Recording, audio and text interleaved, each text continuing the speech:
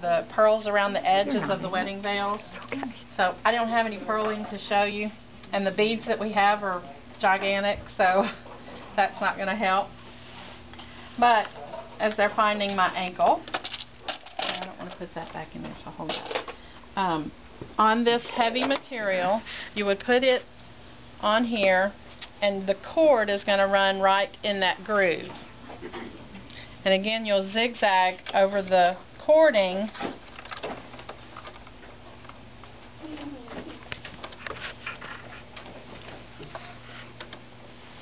Foot makes a great screwdriver. Oh. Okay. Alright. And then the cording runs right through that little groove. It has to be a certain size. Takes a little bit to fit. No. It just really, it has to be smaller than that little groove, because anything bigger, it's not going to work. Which it's pretty big. So this stuff's just sliding right through there. It doesn't have to be rope. It could be a little piece of ribbon, whatever you have handy that would work. Okay, then set your machine to zigzag. And what it's going to do is zigzag over that piping. I would set it to a little bit wider length on your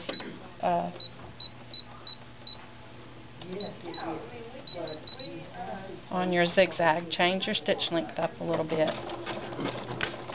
Okay.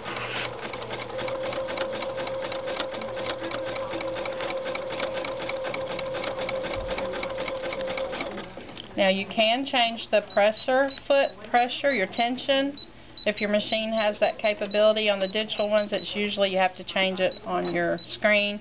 Sometimes they'll have a tension dial here where you can change the pressure foot tension. And if you'll hold the cording, it does it for you. And all you have to do is hold the cording up, and it'll guide it right under that foot. I'm using the Allure. Okay. Sophia, most of them will do it. So you see how it did it for me? It gathered it for me. Or you can do it over here and you just draw it up.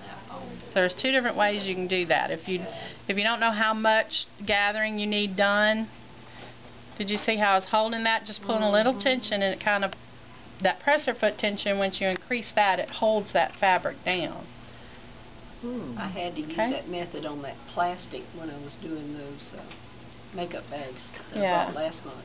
It's very hard to try to gather this type material because your thread keeps breaking. So I thought that was a really neat way to do that. So it's good for heavy thread? Ma'am? Are you using heavier thread? I'm not. It's just plain thread. And then once you've sewn this on your garment, you can pull this out. Just, use it. Or if you wanted, if it was decorative, you could just leave it in there. So, okay, for making piping, you would just cut off your strip about 1 inch wide. Lay your piping inside. Okay, and it'll fit right in that groove again.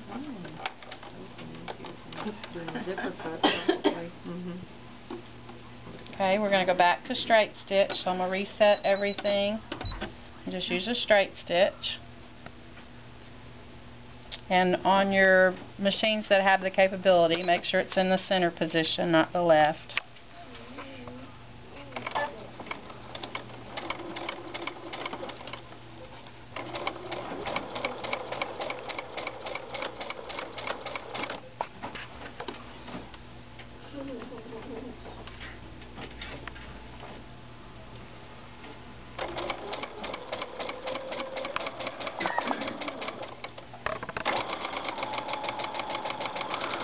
Try to speed it up, but it was already up. I just wasn't pressing hard enough.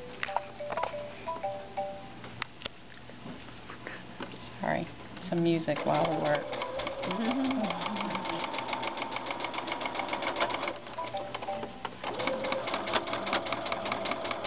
Okay. So now I have my piping. And what's the name of that foot? This is the purl and piping foot. Now, I'm also going to use it to attach it to my garment that I'm sewing my piping to. And again, it fits right in that groove. And with a straight stitch,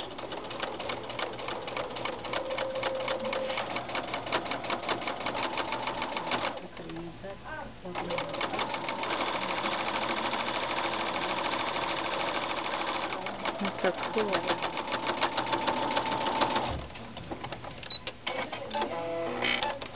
you sew it to your garment.